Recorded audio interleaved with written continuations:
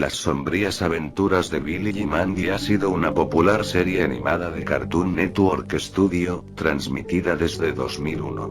Por su éxito, ha continuado hasta nuestros días, sufriendo cambios de directores, como cualquier otro programa.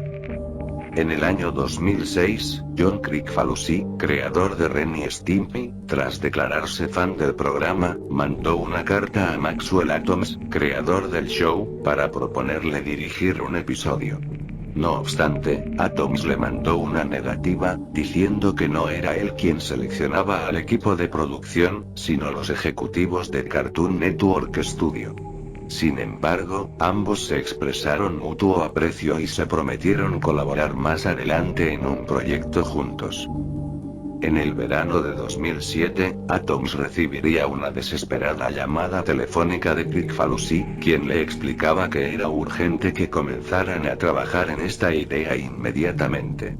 A Atoms le pareció algo raro el asunto, sin embargo, Kricfalusi siempre había sido un ídolo de su infancia, así que se enfrascó en una llamada de entre 3 y 4 horas de duración, en la que el creador de Ren y Stimpy le propuso un detallado plan.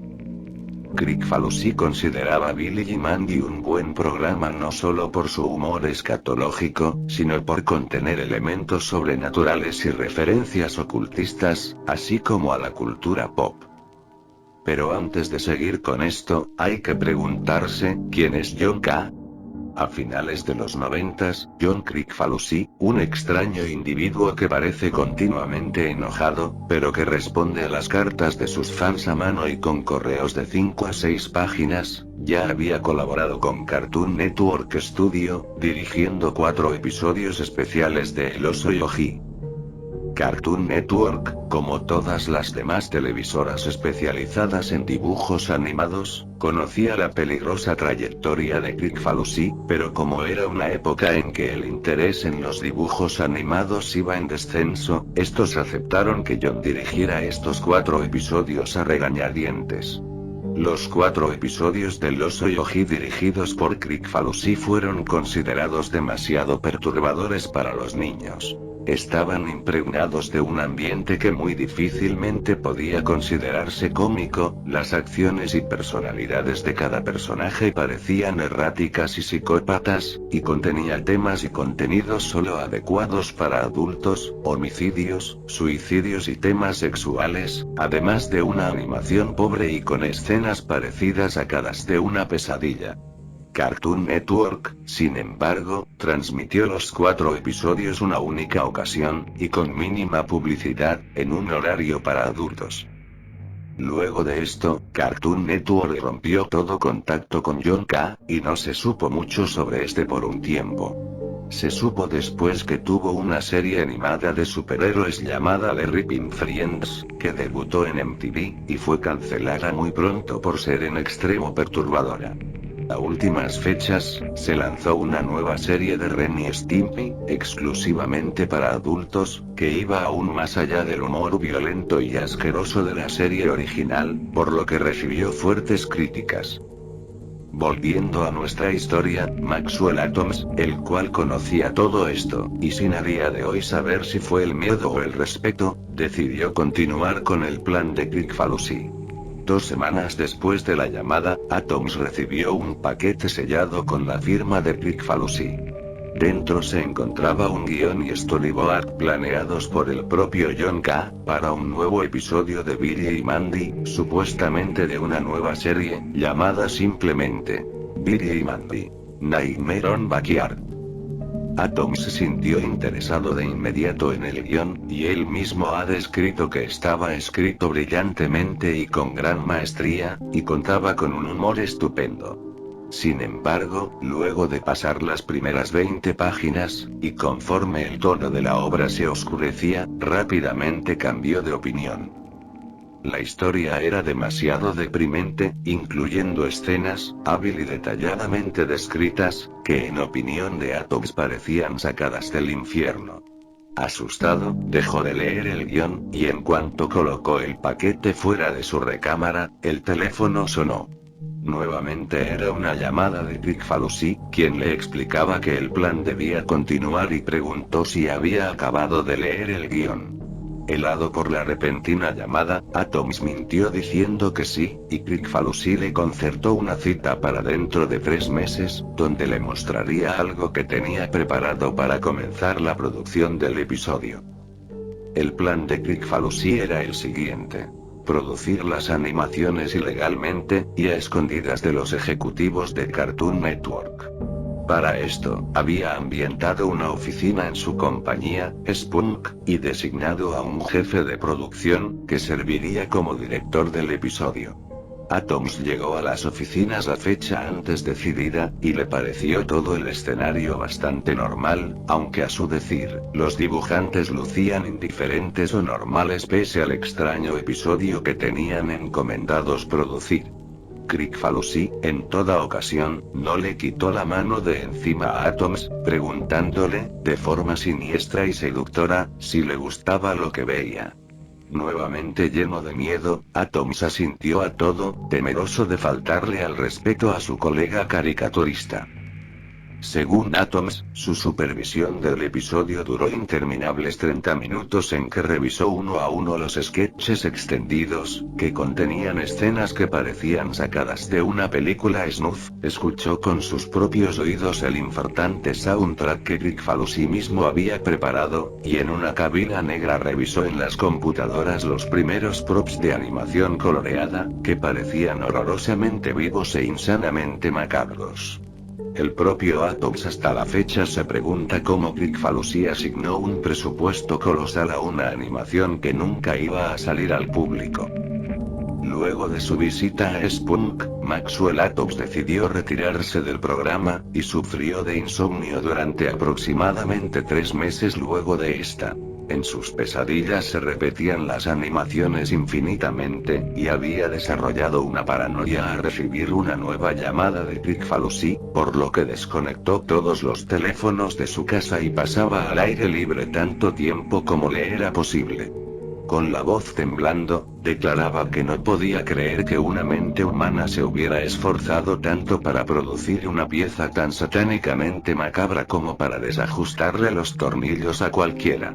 Actualmente evita hablar del tema, y en las convenciones a las que acude siempre que alguien comienza a hacer referencia al asunto, ordena a sus guardaespaldas que echen al fan de la sala y rápidamente pasa a otra pregunta. Ha desarrollado incluso una fobia a su propio show, y clama que jamás volverá a escribir un episodio para Billy y Mandy.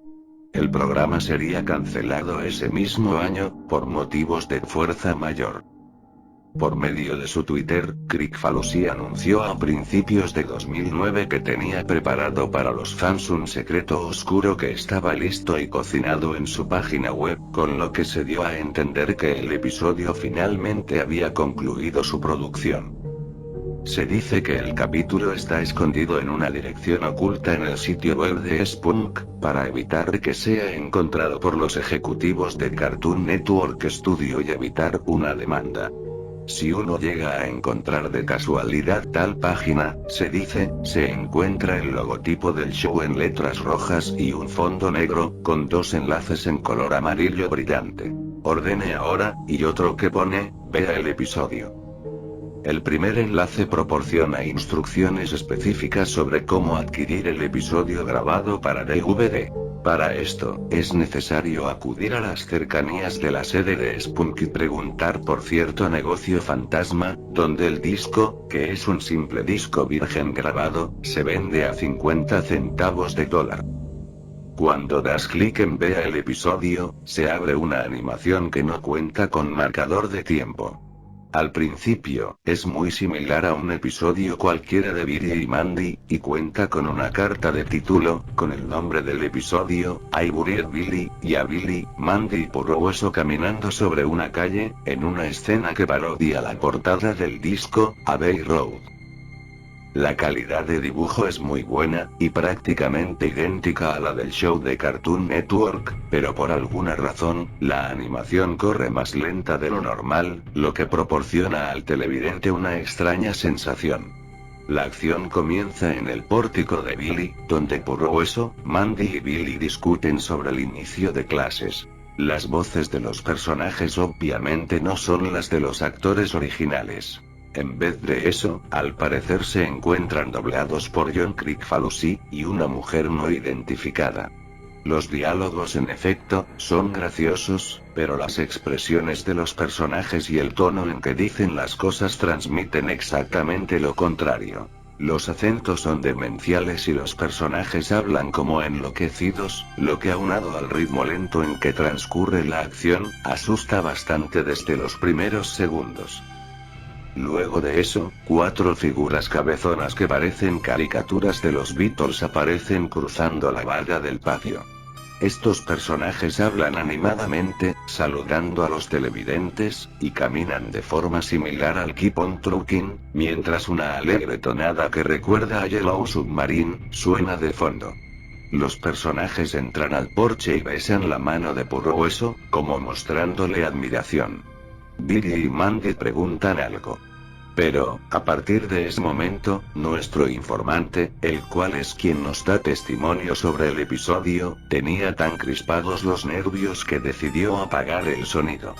En ese instante, el Beatle parecido a Paul McCartney se arranca la piel y queda desollado vivo, en una toma quieta, similar a las de Ren y Stimpy, pero asquerosa y detalladamente animada. El personaje chisporrotea sangre y los ojos, saltones y desorbitados, parecen copiar pus, mientras al fondo parpadea una pantalla roja insoportable, durante más de 2 minutos. Ahora Purrohueso tiene una sonrisa totalmente diabólica. Él y los demás Beatles rodean a Billy y a Mandy, quienes lucen preocupados.